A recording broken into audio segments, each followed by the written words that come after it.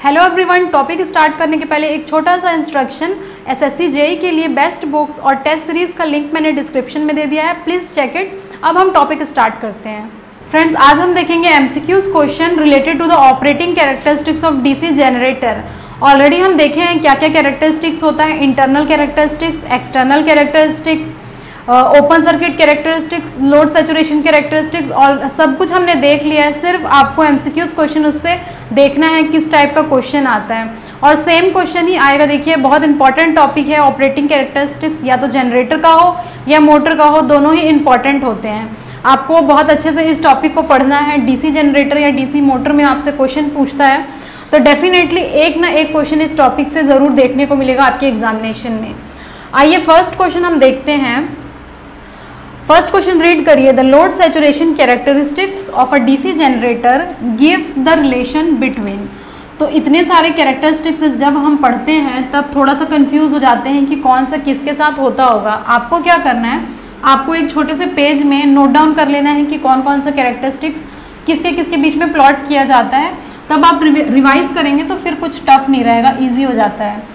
Load saturation characteristics किसके किसके बीच में प्लॉट होता है, देखिए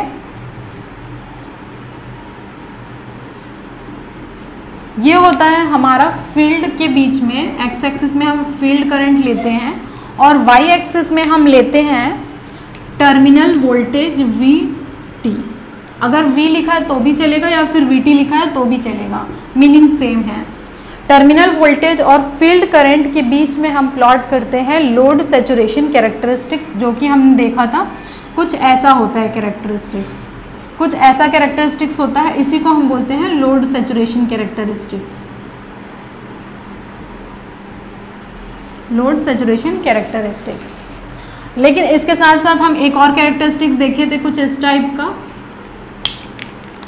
जिसे यहाँ पर जो था वो रेसिडुअल वोल्टेज था, रेसिडुअल मैग्नेटिज्म की वजह से ये हमारा आ रहा था, क्योंकि फ्रेश नहीं होता है, कुछ ना कुछ में उसमें रेसिड्यू रह जाता है, 3 वोल्ट 5 वोल्ट, इसकी वजह से यहाँ पर आता है रेसिडुअल वोल्टेज। और इसको हम बोलते हैं OCC characteristics, open circuit characteristics, open circuit characteristics, और no load saturation characteristics, no load characteristics भी बोलते हैं इसको, जो कि E0 और IF के बीच में प्लॉट किया जाता है। तो एक एक कैरेक्टरिस्टिक्स बहुत अच्छे से आप पढ़िएगा, क्वेश्चन आ सकता है इससे। इसके लिए हमारा आंसर क्या हो जाएगा, देखिए C ऑप्शन और D ऑप्शन जब आप देखेंगे, A और B तो एलिमिनेट हो गया क्योंकि यहाँ फील्ड करंट है ही नहीं इन दोनों में आर्मेचर करंट है, तो ये ऑप्शन को इग्नोर कर दीजिए। C ऑप्शन और D ऑप्शन में देखिए IF है, तो ये मतलब इन दोनों में से ही हमारा कोई आंसर हो सकता है। लेकिन अभी अभी मैंने देखा कि C में हमारा E0 वर्सेस IF, अगर ये होता तो हम बोलते ये ओपन सर्किट कैरेक्टरिस्टिक्स है C। और फिर फाइनली हमारा बचा है D ऑप्शन, जो कि हमारा राइट है, terminal voltage versus field current is the right answer. D option is right. Mark करिए, बगल में आप इसका सोल्यूशन नोट कर सकते हैं और इम्पॉर्टेंट मार्क करिए इसको। आइए सेकंड क्वेश्चन हम देखते हैं, रीड करते हैं। The graph represent which characteristics of a DC shunt generator. तो ऑलरेडी आपको बोल रहा है कि डीसी शंट जनरेटर का ये कैरेक्टरिस्टिक्स है। ये हम लोग ऐसा देखे थे कि बढ़ता है और ये अंदर तरफ बैक ले लेता है, ये कैरेक्टरिस्टिक्स ये शंट का होता है कैरेक्टरिस्टिक्स। और कौन सा कैरेक्टरिस्टिक्स हमने देखा था, एक्सटर्नल कैरेक्टरिस्टिक्स होता है ये, एक्सटर्नल कैरेक्टरिस्टिक्स होता है ये। तो देखिए इसके लिए आंसर तो हो जाएगा हमारा B, Bombay is the right answer, external characteristics. आपको एकदम याद होना चाहिए कि कैरेक्टरिस्टिक्स ये हमारा एक्सटर्नल होता है। लेकिन इसके अलावा आपको और क्या डेटा मिला, the external characteristics is plotted between V and I, यानी कि टर्मिनल वोल्टेज वर्सेज I यहाँ पर ठीक है, लेकिन यहाँ पर IL एक्चुअली होता है लोड करंट। यहाँ पर I दिया है तो चल जाएगा, लेकिन ये होता है लोड करंट। तो it is plotted between the terminal voltage versus the load current, external characteristics. Answer हमारा B ऑप्शन है। और अगर इस टॉपिक से पूछता है तो एक्सटर्नल कैरेक्टरिस्टिक्स बहुत इंपॉर्टेंट हो जाता है, खास करके शंट मोटर का, क्योंकि थोड़ा सा अंदर की तरफ मूव रहता है, इसकी वजह से। आते हैं हमारे थर्ड क्वेश्चन में। The shunt generator, DC shunt generator has. तो हम देख रहे थे जब कैरेक्टरिस्टिक्स, जैसे स्पीड टॉर्क कैरेक्टरिस्टिक्स हम देखते हैं तो स्पीड क्या होना चाहिए, अप्रॉक्सीमेटली कांस्टेंट होता है डीसी शंट मोटर का, लेकिन एक ये स्लाइटली ड्रूपिंग होता है, यानी कि थोड़ा सा नीचे की तरफ कैरेक्टरिस्टिक्स शिफ्टेड रहता है, तो कांस्टेंट वोल्टेज नहीं होता है। इसका आंसर हमारा हो जाएगा slightly drooping characteristics is the right answer. थोड़ा सा स्लाइट आपको डाउनवर्ड शिफ्ट देखने को मिलेगा डीसी शंट जनरेटर में। हमारा फोर्थ क्वेश्चन बोल रहा है internal characteristics of a DC generator is plotted between. देखिए इस टाइप का क्वेश्चन आया हुआ है ये, internal characteristics of a DC shunt generator. तो अगर आप रिकॉल कर पा रहे होंगे तो जैसे ये मैंने शंट मोटर बना दिया, सॉरी शंट जनरेटर मैंने बना दिया, ये होता है हमारा armature, this is the terminal voltage, generator है तो आउटवर्ड तरफ करंट हो जाएगा और लोड भी आउटवर्ड होगा, डिलीवर करता है हमारा जनरेटर करंट को। तो याद रखने का तरीका मैंने आपको बताया हुआ था, इंटरनल, देखिए ये सर्कल के अंदर हम आर्मेचर को शो करते हैं इंटरनली, तो इसीलिए आप याद रख सकते हैं it is plotted between load current, देखिए IL बाहर की तरफ है, load current and armature voltage. EA versus IL is the right answer, C हमारा राइट आंसर है। EA वर्सेस IL के बीच में हम प्लॉट करते हैं, उसको हम बोलते हैं इंटरनल कैरेक्टरिस्टिक्स।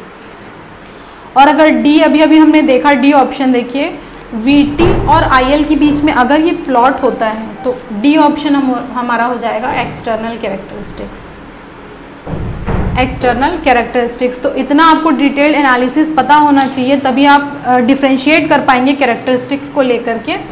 तो ये हमारा हो जाएगा C is the right answer, Chennai is the right answer. आते हैं हमारे फिफ्थ क्वेश्चन में। तो फ्रेंड्स हमारा fifth question DC compound generator से पूछ रहा है, आइए देखिए क्या बोल रहा है क्वेश्चन में। क्वेश्चन रीड करिए, in which type of DC compound generator the terminal voltage rises with application of load so that its full load voltage exceeds its no load voltage. तो स्टेटमेंट क्या बोल रहा है उसको आप अंडरलाइन कर लीजिए।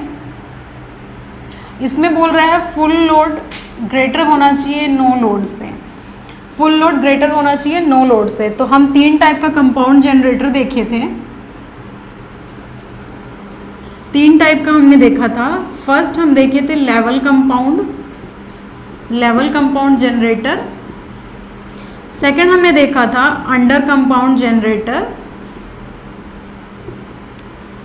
थर्ड हम देखे थे ओवर कंपाउंड जनरेटर। तो ये तीन टाइप का हम पढ़ते हैं ओवर कंपाउंड जनरेटर।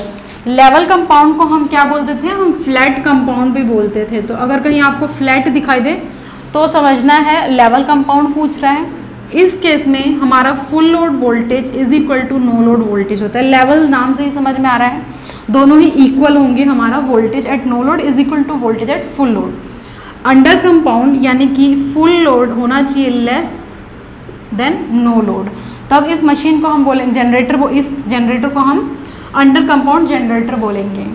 थर्ड हमारा कंडीशन था जब full load voltage is greater than no load voltage, तब हम बोलते थे ओवर कंपाउंड जनरेटर है ये हमारा डीसी जनरेटर। और कैरेक्टरिस्टिक्स जब हम देख रहे थे तो एक्सटर्नल कैरेक्टरिस्टिक्स हमने देखा था, ये हमारा लोड करंट था, ये हमारा टर्मिनल वोल्टेज था।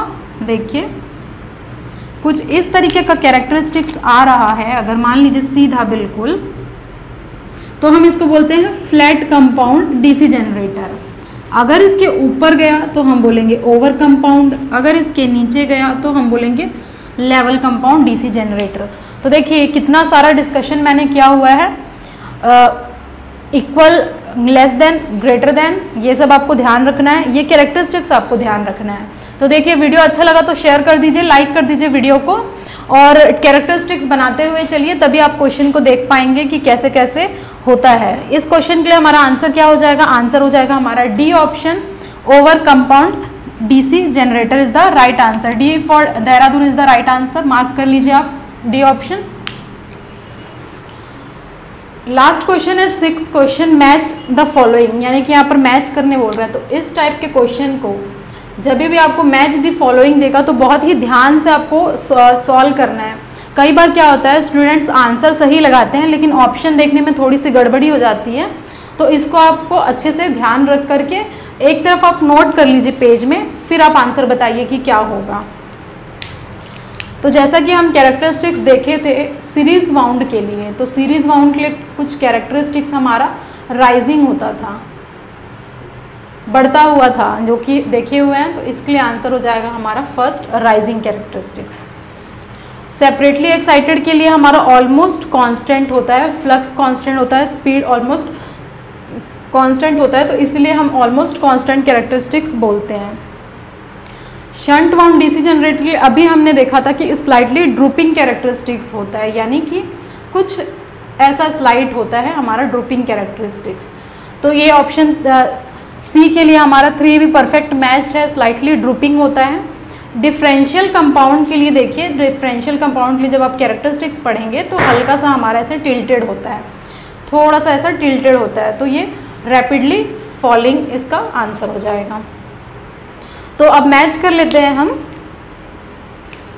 ये तो एग्जैक्टली इस क्वेश्चन में मैच है, ए का 1, बी का 2, सी का 3, डी का 4, तो आंसर हो जाएगा हमारा B option. 1 2 3 4 is the right answer. लेकिन अगर यहाँ ऐसा नहीं दिया रहता तो आपको थोड़ा सा सोचने की ज़रूरत थी।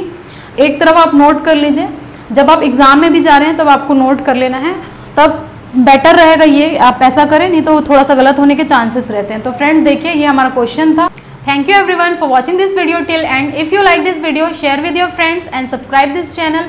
Don't forget to press the bell icon button to get further updates. और अगर आप हमारे टेलीग्राम चैनल से जुड़ना चाहते हैं तो उसका भी लिंक मैंने डिस्क्रिप्शन और फर्स्ट कमेंट में दे दिया है, please check it. SSC JE के लिए बेस्ट बुक्स और टेस्ट सीरीज़ का भी लिंक मैंने डिस्क्रिप्शन में दे दिया है।